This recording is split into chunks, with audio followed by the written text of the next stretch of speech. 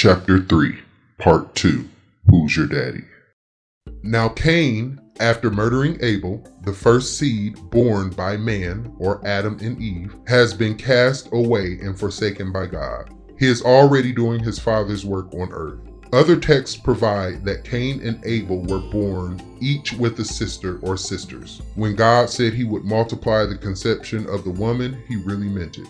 It is also written in other books that as Cain and Abel came of age and time to marry, it was arranged that each were to marry their brother's sister. So Cain was to marry the sister born with Abel, and Abel was to marry the sister born with Cain. It's been alleged in text that the conversation Cain had with Abel was about this arrangement. That Cain wanted to marry his own sister because she was more beautiful to Cain than the sister born with Abel. It's also alleged that this is what the prayer and sacrifice to God between Cain and Abel was about, and that God's refusal to accept Cain's offering was the denial of Cain's marriage proposal. And as a result, Cain killed Abel to take his wife. Either way, Cain was a murderer and a liar from the beginning. Chapters 74 through 79 of the first book of Adam and Eve, also called The Conflict of Adam and Eve with Satan. Chapter 74. And they lived on the earth, working in order to keep their bodies in good health. And they continued so until the 9 months of Eve's pregnancy were over, and the time drew near when she must give birth. Then she said to Adam, "The signs placed in this cave since we left the garden indicate that this is a pure place, and we will be praying in it again sometime. It is not appropriate then that I should give birth in it. Let us instead go to the sheltering rock cave that was formed by the command of God when Satan threw a big rock down on us in an attempt to kill us with it." Adam then took Eve to that cave. When the time came for her to give birth, she strained a lot. Adam felt sorry, and he was very worried about her because she was close to death, and the words of God to her were being fulfilled, "In suffering shall you bear a child, and in sorrow shall you bring forth a child." But when Adam saw the distress in which Eve was, he got up and prayed to God and said, "O Lord, look at me with the eye of your mercy and bring her out of her distress." And God looked at his maidservant Eve and delivered her. And she gave birth to her firstborn son, and with him a daughter. Then Adam rejoiced at Eve's deliverance, and also over the children she had borne him. And Adam ministered to Eve in the cave until the end of 8 days, when they named the son Cain, and the daughter Luluah. The meaning of Cain is hater, because he hated his sister in their mother's womb before they came out of it. Therefore Adam named him Cain. But Luluah means beautiful, because she was more beautiful than her mother. Then Adam and Eve waited until Cain and his sister were 40 days old, when Adam said to Eve, "We will make an offering, and offer it up in behalf of the children." And Eve said, "We will make one offering for the firstborn son, and then later we shall make one for the daughter." Chapter 75. Then Adam prepared an offering, and he and Eve offered it up for their children and brought it to the altar they had built at first. And Adam offered up the offering and asked God to accept his offering. Then God accepted Adam's offering and sent a light from heaven that shone on the offering. Adam and his son drew near to the offering, but Eve and the daughter did not approach it. Adam and his son were joyful as they came down from on the altar. Adam and Eve waited until the daughter was 80 days old. Then Adam prepared an offering and took it to Eve and to the children. They went to the altar where Adam offered it up as he was accustomed, asking the Lord to accept his offering. And the Lord accepted the offering of Adam and Eve. Then Adam, Eve, and the children drew near together and came down from the mountain rejoicing. But they returned not to the cave in which they were born, but came to the cave of treasures, in order that the children should go around in it and be blessed with the tokens brought from the garden. But after they had been blessed with these tokens, they went back to the cave in which they were born. However, before Eve had offered up the offering, Adam had taken her and gone with her to the river of water in which they threw themselves at first. And there they washed themselves. Adam washed his body, and Eve hers also clean, after the suffering and distress that had come over them. But Adam and Eve, after washing themselves in the river of water, returned every night to the cave of treasures, where they prayed and were blessed, and then went back to their cave, where their children were born. Adam and Eve did this until the children had been weaned. After they were weaned, Adam made an offering for the souls of his children, in addition to the 3 times every week he made an offering for them. When the children were weaned, Eve again conceived, and when her pregnancy came to term, she gave birth to another son and daughter. They named the son Abel and the daughter Achleah. Then at the end of 40 days, Adam made an offering for the son, and at the end of 80 days, he made another offering for the daughter, and treated them as he had previously treated Cain and his sister Luluah. He brought them to the cave of treasures, where they received a blessing, and then returned to the cave where they were born. After these children were born, Eve stopped having children. Chapter 76. And the children began to grow stronger and taller. But Cain was hard-hearted and ruled over his younger brother. Often when his father made an offering, Cain would remain behind and not go with them to offer up. But as to Abel, he had a meek heart and was obedient to his father and mother. He frequently moved them to make an offering because he loved it. He prayed and fasted a lot. Then came this sign to Abel.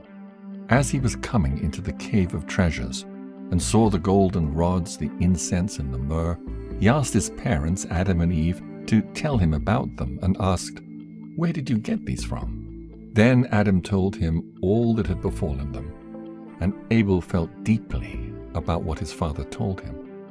Furthermore, his father Adam told him of the works of God and of the garden. After hearing that, Abel remained behind after his father left, and stayed the whole of that night in the cave of treasures. And that night, while he was praying, Satan appeared to him under the figure of a man who said to him, "You have frequently moved your father into making offerings, fasting, and praying.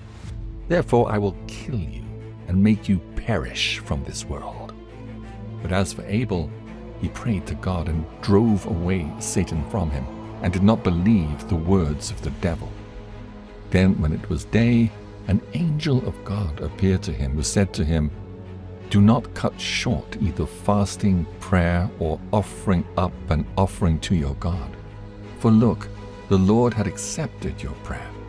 Be not afraid of the figure which appeared to you in the night, and who cursed you to death." And the angel departed from him. And when it was day, Abel came to Adam and Eve, and told him of the vision he had seen. When they heard it, they grieved much over it, but said nothing to him about it. They only comforted him. But as to the hard-hearted Cain, Satan came to him by night, showed himself, and said to him, "Since Adam and Eve love your brother Abel so much more than they love you, they wish to join him in marriage to your beautiful sister, because they love him. However, they wish to join you in marriage to his ugly sister, because they hate you. Now before they do that, I'm telling you that you should kill your brother.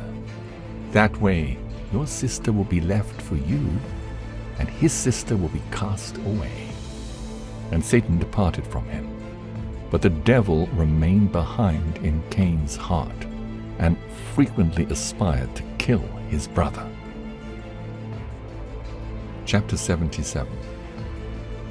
But when Adam saw that the older brother hated the younger, he endeavored to soften their hearts, and said to Cain, "O my son, take of the fruits of your sowing and make an offering to God, so that he might forgive you for your wickedness and sin." He said also to Abel, "Take some of your sowing and make an offering and bring it to God, so that he might forgive you for your wickedness and sin." Then Abel obeyed his father's voice, took some of his sowing and made a good offering, and said to his father Adam, "Come with me, and show me how to offer it up." And they went, Adam and Eve with him, and they showed him how to offer up his gift on the altar. Then after that they stood up and prayed that God would accept Abel's offering. Then God looked at Abel and accepted his offering. And God was more pleased with Abel than with his offering, because of his good heart and pure body. There was no trace of guile in him. Then they came down from the altar and went to the cave in which they lived. But Abel, by reason of his joy at having made his offering, repeated it 3 times a week, after the example of his father Adam. But as to Cain, he did not want to make an offering. But after his father became very angry, he offered up a gift once. He took the smallest of his sheep for an offering, and when he offered it up, his eyes were on the lamb. Therefore God did not accept his offering, because his heart was full of murderous thoughts.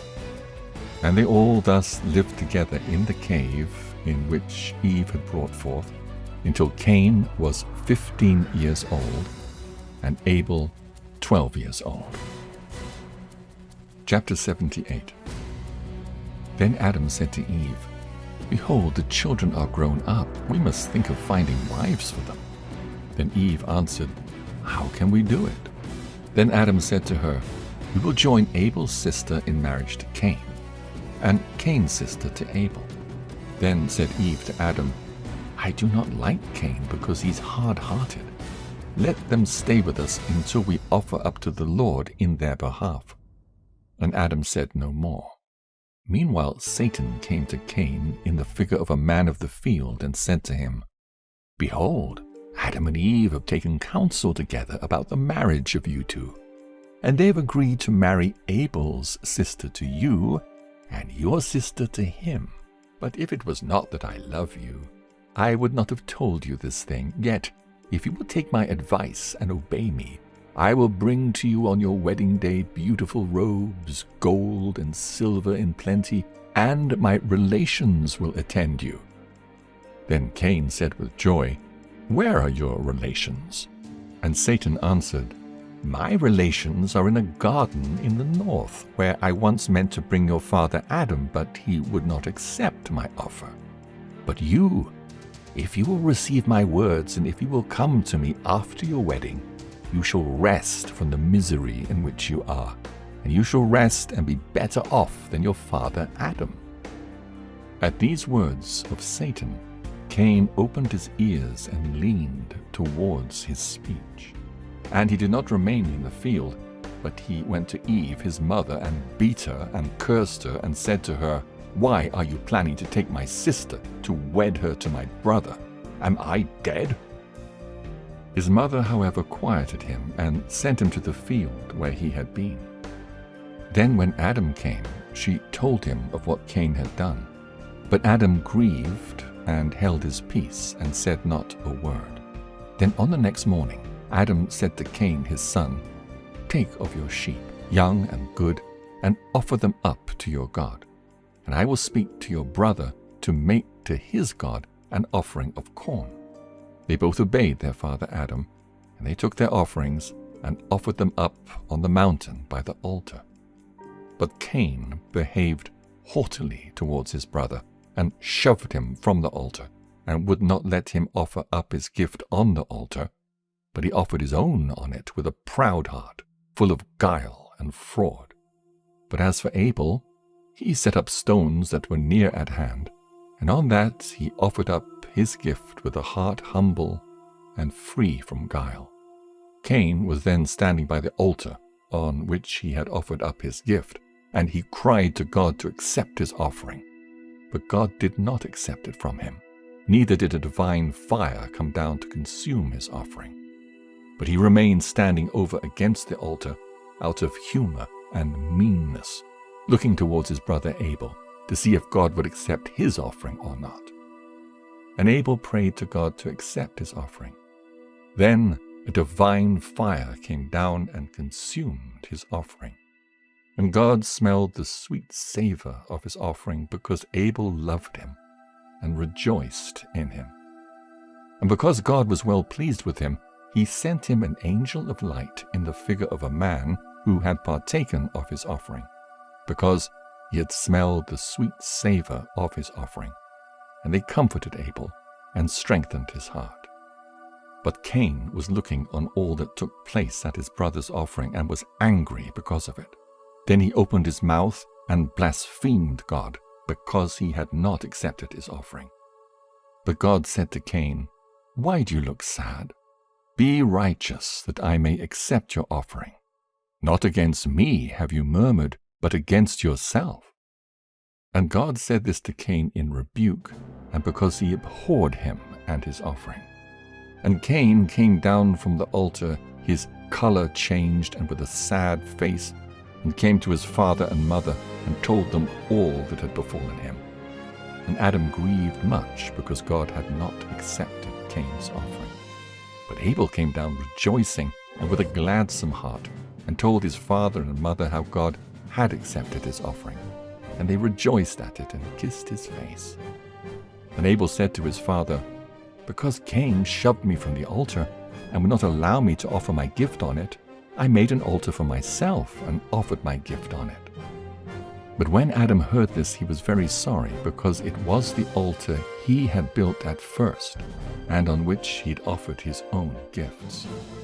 As to Cain, he was so resentful and so angry that he went into the field, where Satan came to him and said to him, "Since your brother Abel has taken refuge with your father Adam because you shoved him from the altar, they have kissed his face, and they rejoice over him far more than over you." When Cain heard these words of Satan, he was filled with rage, and he let no one know, but he was laying wait to kill his brother, until he brought him to the cave, and then said to him, "Oh, brother, the country is so beautiful, and there are such beautiful and pleasurable trees in it, charming to look at. But, brother, you've never been one day in the field to take your pleasure in that place. Today, O my brother, I very much wish you would come with me into the field to enjoy yourself, and to bless our fields and our flocks, for you are righteous, and I love you much, O my brother. But you have alienated yourself from me." Then Abel consented to go with his brother Cain into the field. But before going out, Cain said to Abel, "Wait for me until I fetch a staff because of wild beasts." Then Abel stood waiting in his innocence. But Cain, the froward, fetched a staff and went out. And they began, Cain and his brother Abel, to walk in the way, Cain talking to him and comforting him, to make him forget everything. Chapter 79. And so they went on until they came to a lonely place where there were no sheep. Then Abel said to Cain, "Behold, my brother, we are tired from walking, for we see none of the trees, nor of the fruits, nor of the flourishing green plants, nor of the sheep, nor any one of the things of which you told me. Where are those sheep of thine you told me to bless?" Then Cain said to him, "Come on, and you shall see many beautiful things very soon. But go before me until I catch up to you." Then went Abel forward, but Cain remained behind him. And Abel was walking in his innocence without guile, not believing his brother would kill him. Then Cain, when he came up to him, comforted him with his talk, walking a little behind him. Then he ran up to him and beat him with the staff, blow after blow, until he was stunned. And when Abel fell down on the ground, seeing that his brother meant to kill him, he said to Cain, "Oh, my brother, have pity on me. By the breasts we have sucked, don't hit me. By the womb that bore us and that brought us into the world, don't beat me to death with that staff. If you will kill me, take one of those large stones and kill me outright." Then Cain, the hard-hearted and cruel murderer, took a large stone and beat his brother's head with it until his brains oozed out, and he wallowed in his blood before him. And Cain repented not of what he had done. But the earth, when the blood of righteous Abel fell on it, trembled as it drank his blood, and would have destroyed Cain because of it. And the blood of Abel cried mysteriously to God to avenge him of his murderer. Then Cain began at once to dig the ground wherein to lay his brother, for he was trembling from the fear that overcame him when he saw the earth tremble on his account. He then cast his brother into the pit he made, and covered him with dust. But the ground would not receive him, but it threw him up at once. Again Cain dug the ground and hid his brother in it, but again the ground threw him up on itself, until 3 times the ground thus threw up on itself the body of Abel. The muddy ground threw him up the first time, because he was not the first creation. And it threw him up the second time, and would not receive him, because he was righteous and good, and was killed without a cause. And the ground threw him up the third time, and would not receive him, that there might remain before his brother a witness against him. And so the earth mocked Cain, until the word of God came to him concerning his brother. Then was God angry, and much displeased at Abel's death.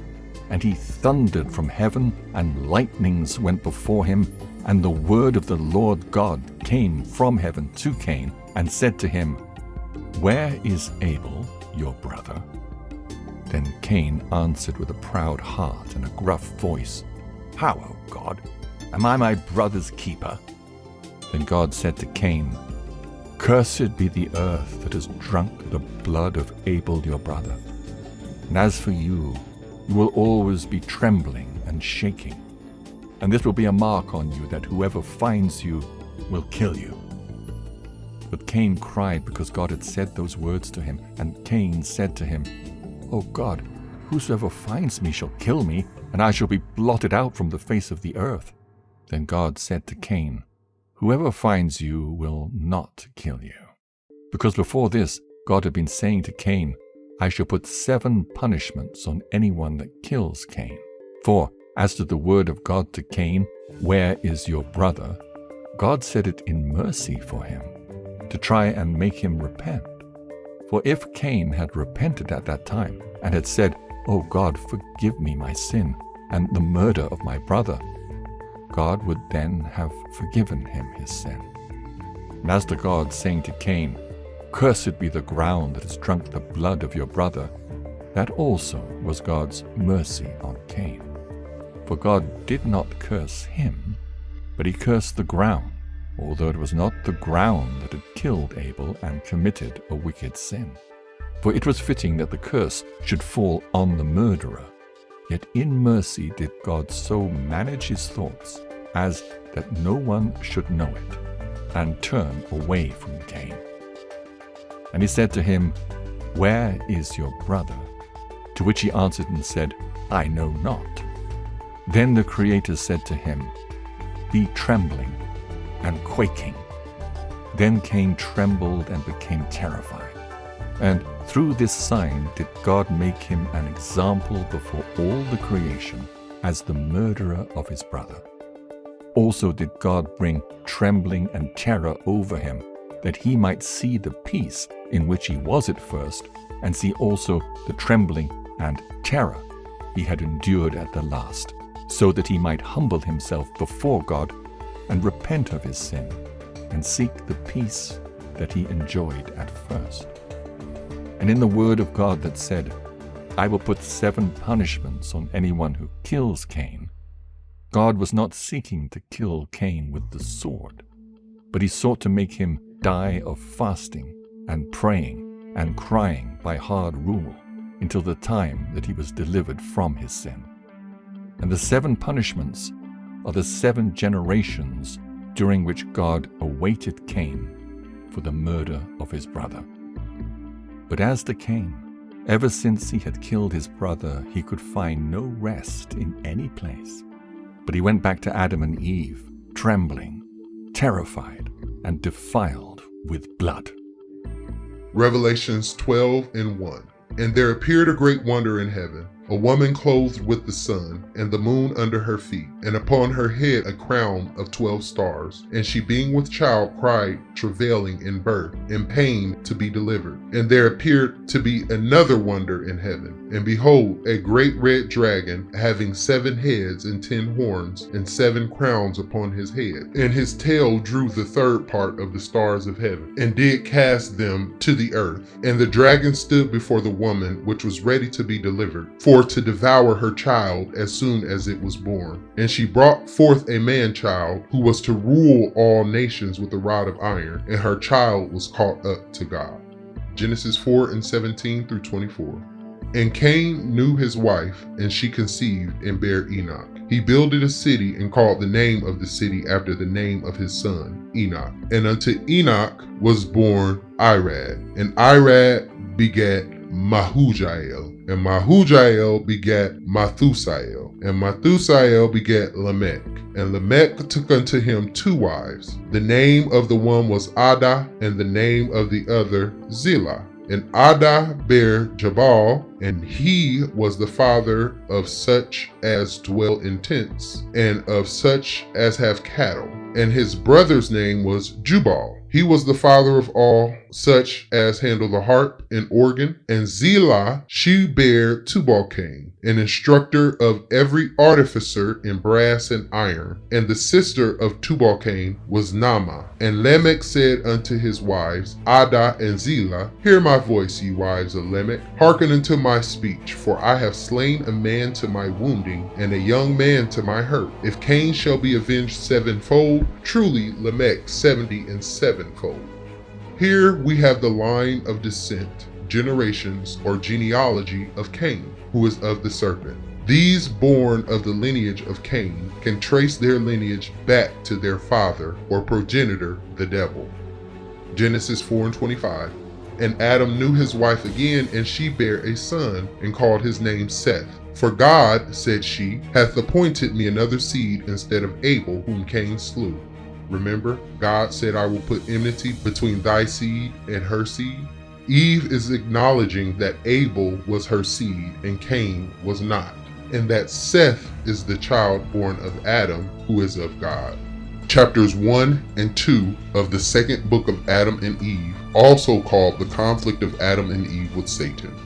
Book 2, Chapter 1. When Luluah heard Cain's words, she wept and went to her father and mother and told them how that Cain had killed his brother Abel. Then they all cried aloud and lifted up their voices and slapped their faces and threw dust upon their heads and rent asunder their garments and went out and came to the place where Abel was killed. And they found him lying on the earth, killed, and beasts around him, while they wept and cried because of this just one. From his body, by reason of its purity, went forth a smell of sweet spices. When Adam carried him, his tears streaming down his face, and went to the cave of treasures, where he laid him and wound him up with sweet spices and myrrh. And Adam and Eve continued by the burial of him in great grief 140 days. Abel was 15.5 years old, and Cain 17 years and a half. As for Cain, when the mourning for his brother was ended, he took his sister Luluah and married her without leave from his father and mother, for they could not keep him from her by reason of their heavy heart. He then went down to the bottom of the mountain, away from the garden, near to the place where he had killed his brother. And in that place were many fruit trees and forest trees. His sister bare him children, who in their turn began to multiply by degrees until they filled that place. But as for Adam and Eve, they came not together after Abel's funeral for 7 years. After this, however, Eve conceived, and while she was with child, Adam said to her, Come, let us take an offering and offer it up unto God, and ask him to give us a fair child, in whom we may find comfort, and whom we may join in marriage to Abel's sister. Then they prepared an offering, and brought it up to the altar, and offered it before the Lord. and began to entreat him to accept their offering and to give them a good offspring. And God heard Adam and accepted his offering. Then they worshipped Adam, Eve, and their daughter, and came down to the cave of treasures and placed a lamp in it to burn by night and by day before the body of Abel. Then Adam and Eve continued fasting and praying until Eve's time came that she should be delivered, when she said to Adam, "I wish to go to the cave in the rock to bring forth in it." And he said, "Go, and take with thee thy daughter to wait on thee, but I will remain in this cave of treasures before the body of my son Abel." Then Eve hearkened to Adam and went, she and her daughter. But Adam remained by himself in the cave of treasures. Chapter 2. And Eve brought forth a son, perfectly beautiful in figure and in countenance. His beauty was like that of his father Adam, yet more beautiful. Then Eve was comforted when she saw him, and remained 8 days in the cave. Then she sent her daughter unto Adam to tell him to come and see the child and name him. But the daughter stayed in his place by the body of her brother until Adam returned. So did she. But when Adam came and saw the child's good looks, his beauty and his perfect figure, he rejoiced over him and was comforted for Abel. Then he named the child Seth. That means that God has heard my prayer and has delivered me out of my affliction. But it means also power and strength. Then after Adam had named the child, he returned to the cave of treasures, and his daughter went back to her mother. But Eve continued in her cave until 40 days were fulfilled, when she came to Adam and brought with her the child and her daughter. And they came to a river of water, where Adam and his daughter washed themselves because of their sorrow for Abel. But Eve and the babe washed for purification. Then they returned and took an offering and went to the mountain and offered it up for the babe. And God accepted their offering and sent his blessing upon them and upon their son Seth. And they came back to the cave of treasures.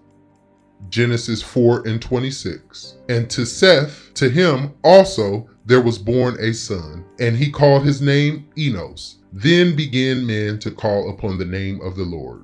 Here we end chapter 4 of the book of Genesis and begin chapter 5. Genesis 5:1-5.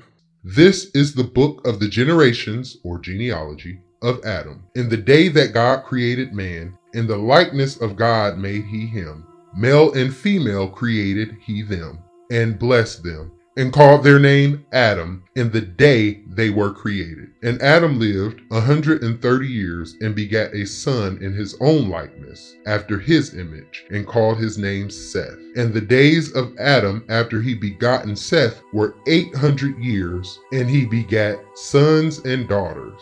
And all the days that Adam lived were 930 years, and he died.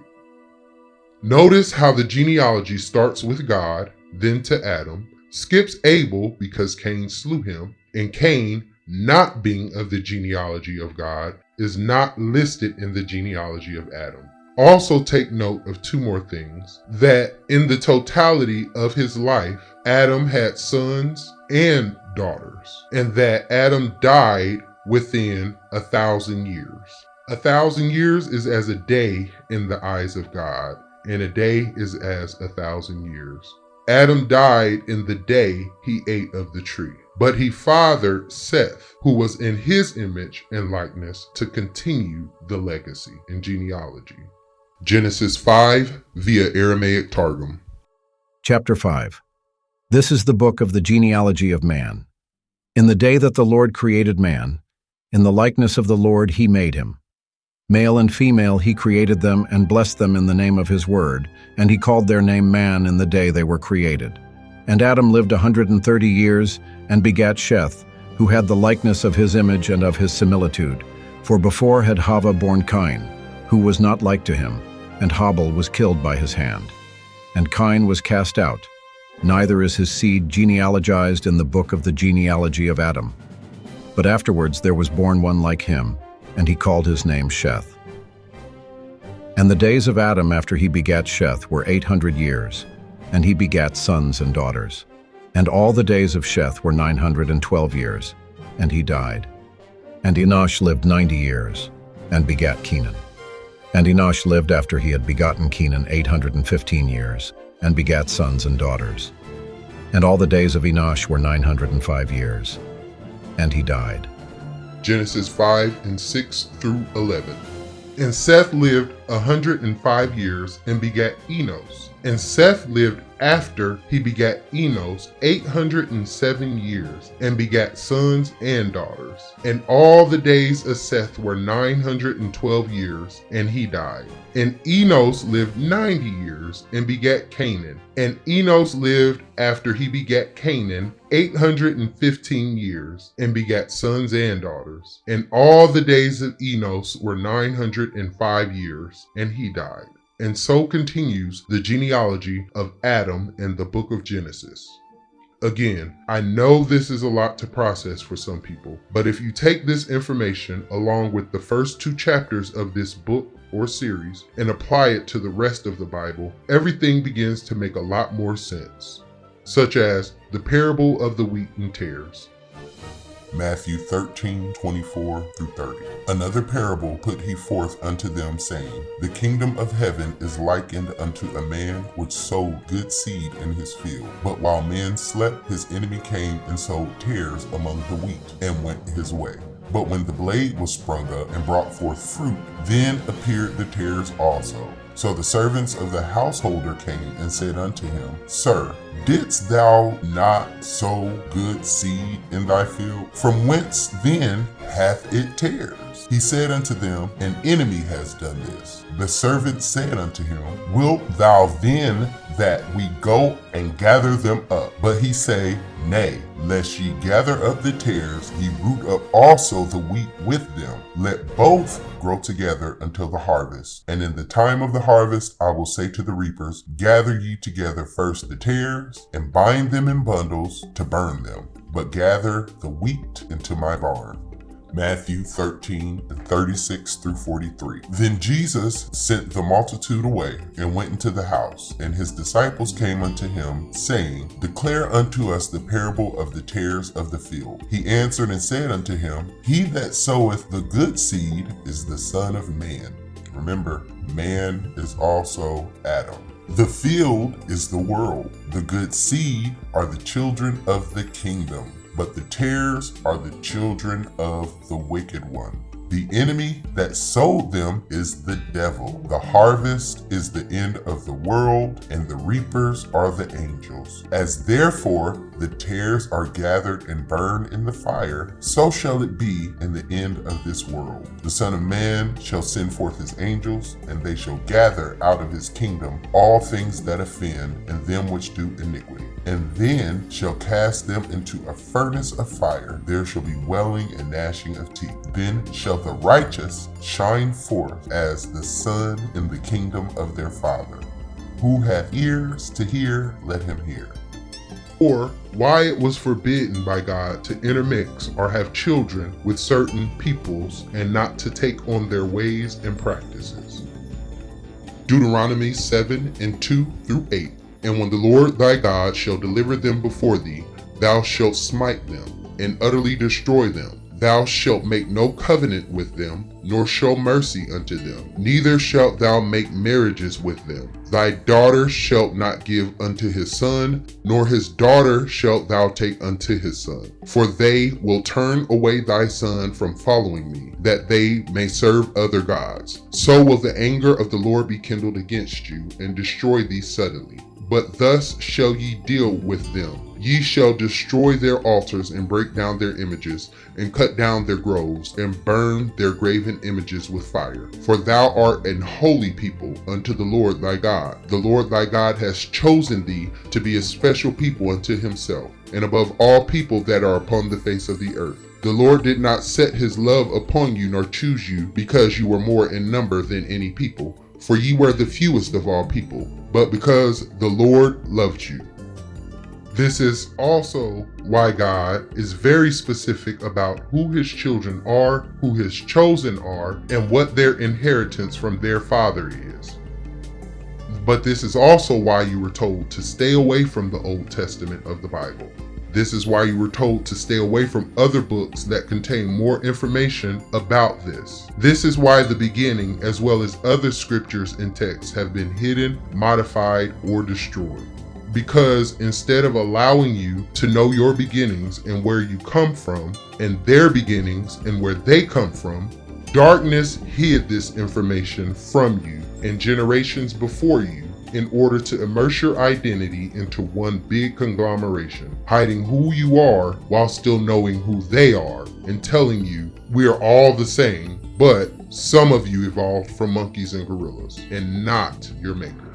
Darkness does not want a certain people to know that their genes, genetics, and DNA trace back to God, and that there are others whose genetics trace back to the devil, the embodiment of darkness on earth, and that there is an agenda to destroy you off this earth and to steal your inheritance.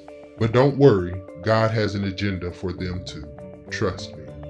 I know that from this point, there will be attempts to attack, censor, hide, or destroy this information as much as possible. It's been attacked before, it's expected to be attacked again. Nevertheless, we will continue to explore these seed lines, the genealogies, and what else happened, such as the hanging of another of God's children, killed like Abel, but on a cross or tree, while being told to turn the other cheek when you have no more cheeks to turn. But if you do, Meek Mills will inherit the earth. We'll explain all this and more in the next chapters of History, the Apocalypse. Chapters 21 and 22 of the Apocalypse of Abraham. And the rising of their waters and their windings. And I saw there the Garden of Eden and its fruits, the source of the stream issuing from it, and its trees and their bloom, and those who behaved righteously. And I saw therein their foods and blessedness.